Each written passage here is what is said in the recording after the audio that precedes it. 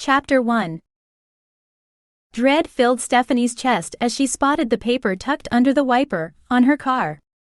Maybe it's just a coupon, she told herself, somehow knowing it wasn't. She slowed her approach as she scanned the area for him. There were a couple of guys nearby, but neither of them were Eric. Not seeing him didn't mean he wasn't here somewhere.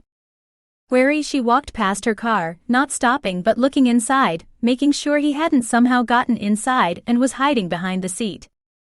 Finding the rear seat empty, she took a relieved breath, turned around and went back. This time, she stopped and took the paper from the windshield. She opened it and almost fell to the pavement. "You can run but you can't hide." The words were neatly printed on the scrap of paper.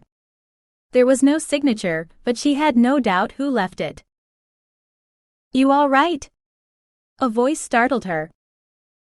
Stephanie looked up and found the two men she'd noticed before standing a few steps away. The closest one caught her attention. He appeared a few years older than her, 21, with dark hair and the start of a thick beard, but it was the genuine concern in his eyes that made her stop. "Yeah, I'm okay." She glanced back down at the note in her hand and noticed it was shaking. "What is that?" He stepped closer and pulled the paper from her fingers before she thought about stopping him. "Where did you get this? Did someone leave it for you?" The man scowled, but something in Steph told her it was what the note said, not her. "It was on my windshield." "It doesn't have a name. You know who left it?" He looked back down at the scrap. "Not 100%, but I have a good idea." "Is it a joke?" He gazed back at her with narrowed eyes. She looked at him and blinked, not sure what to say. "Obviously not." She blinked again, wondering how he'd come to that conclusion. Not that it was wrong. She was just too shaken to figure out how to answer. She'd left her stalker in Tucson and had hoped that coming up to Pelican Lake, where her family lived, would be enough to get him to move on. "We should call someone." That pulled her out of her stupor. "No, it will be okay. I just need to go home." "I'm not sure that's the best idea," the stranger said. "You shouldn't be alone." He stuck the note into his pocket. "You're white as a sheet and still shaking. Trying to drive might not be the best idea.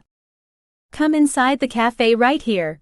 Let me buy you a cup of coffee or a soda. You can calm down a bit before you get behind the wheel." "I don't know." She hesitated. How did she know this guy was any better than Eric? Sure, he seemed nice, but Eric had seemed nice at first too. It wasn't until she'd refused to go on a third date, even though she'd kissed him once and never gone any further, that he'd turned weird. "I don't even know your name." "I can fix that." He gave her a friendly smile that reached his eyes and made him look at least 5 years younger. "I'm Noah Mitchell and this is my friend Tate Copeland." He motioned to the other man. "Come on inside. It's a public place and nothing will happen to you." Steph nodded, he was right, and followed him as he and the other man led her into the nearby cafe. She'd really hoped that coming this far would keep Eric from following her. Since it obviously hadn't, she didn't know what to do. The blast of air in her face as she stepped through the door brought her back to the moment, and she realized there were several little groups in the little restaurant. Each clustered together talking. None seemed to notice her moment of panic, or that she'd not even unlocked her car before turning around and coming in here. "What would you like?" She blinked and tried to remember why she'd come in. "The note, that's right." "Coffee." The man who'd taken the note turned to his friend for a moment, then led her to a table. He eased her down into a chair and sat across from her. "Do you want to talk about it?" he prompted. Steph was still a little stunned, and after a moment, she found herself telling this total stranger things she hadn't even told her family. "He's been bothering me for a while. I don't know why. I thought getting away coming up here would give him a chance to move on, maybe find someone else, but it doesn't seem to have worked. How did you meet this guy? Noah asked. Steph sighed. We had a class together last semester. A few weeks before finals, he asked me out. He seemed nice enough, so I said yes, but it didn't last. He wasn't as nice as he seemed. What did he do? It wasn't something he did, not at first. The first date was fine, enough for me to agree to a second. We went out, had a good time, he took me home. That's where it turned weird. What do you mean? Did he do something? It wasn't anything big, but it was our second date, and he was talking about the wedding and our kids, and buying a house, and living happily ever after, as if it was a done deal, not something he wanted, maybe, eventually. What then? At the end of the night, I made an excuse to get out of a kiss, and went inside. The next day when he called to ask me out, I said no. Things weren't going to work between us. I didn't want to waste his time. He seemed okay at the time, said okay and hung up. Then he called again the next day and asked me out again, as if I hadn't told him no the day before. The man who'd approached her, Noah, she thought, frowned as she went on. That went on for a couple weeks. It was weird, but that was all. Then he started showing up wherever I was. The other man, the one he'd called Tate, arrived with steaming cups and handed them out. It's black, you want anything in it? Steph looked down at the cup in her hand. Just the sugar here on the table. She reached for a couple packets and doctored her drink. You look surprised to find the note. Were you not expecting him here, for some reason? I thought coming up here would encourage him to move on. Where'd you come from? I left him in Tucson. Noah's brows lifted, but he didn't say anything for a moment. How long have you been at the lake? I got here 5 days ago. Steph dropped her head to stare at the dark liquid swirling in her cup. It was quiet and nice for the first 4 days, despite my parents putting me to work right away. Parents? They came up with you? No. They live here. She took a sip and found the coffee almost cool enough to drink. They run the general store on the North Shore. I know where that is. I've been there a few times over the years, Tate spoke up. Steph looked at him, paying real attention for the first time. She didn't recognize him, but she hadn't worked in the store regularly for a couple years. Back to this guy following you, Noah drew her attention back to him. Did you tell your parents about him? No. I hoped I wouldn't have to. I didn't think he'd come up here. I was going to stay a few weeks with my parents, help them out in the store, then go back in time for my summer class.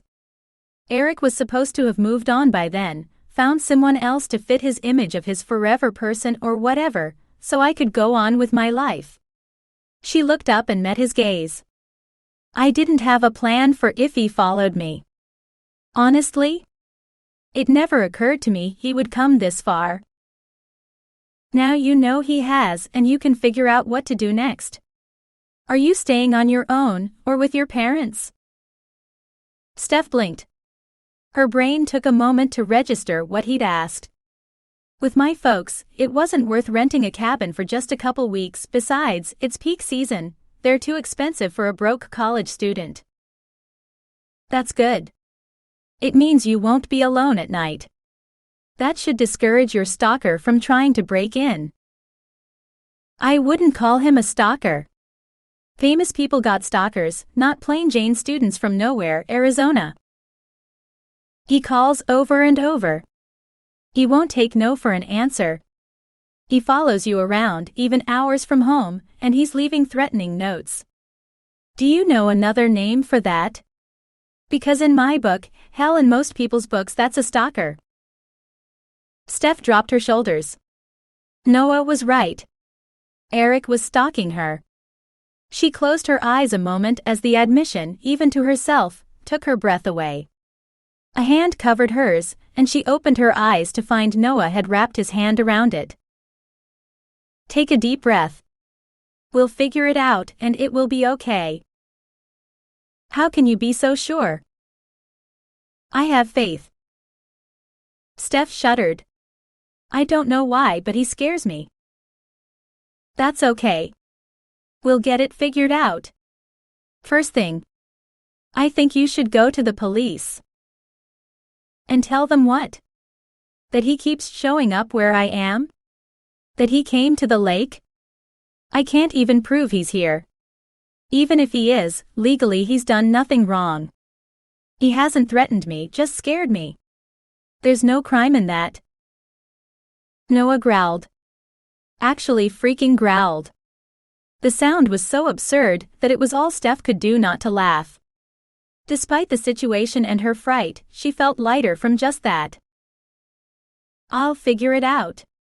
I'll tell my dad and I'll be careful. Do that. I wish there was more I could do.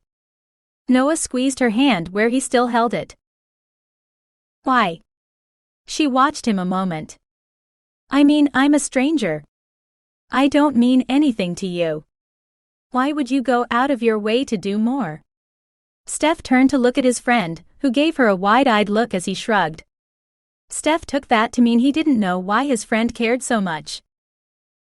I don't want to see you get hurt. Something about the stricken, terrified look on your face when you read that note struck a chord with me. She took a long drink from the cup in her hand, noticing as she lowered the cup her tremor had passed. Well, what do you know? She held one hand flat, fingers spread in the air to show how steady she was now. It's gone. I knew it would pass. We just needed to get you to sit down and process things a little. Are you sure you're going to be okay? Is there someone going to be where you're going? I'll be fine. My mom should be home. As much as I don't want to, I'm gonna have to tell my parents, and possibly my brother, what's going on tonight. They're gonna treat me like I'm 12 again, wanting to know my every move and who's gonna be with me. Steph rolled her eyes and wished her friends had come back for the summer like they had last year. Well, if you need someone to go with you when you want to do something or go somewhere, call me.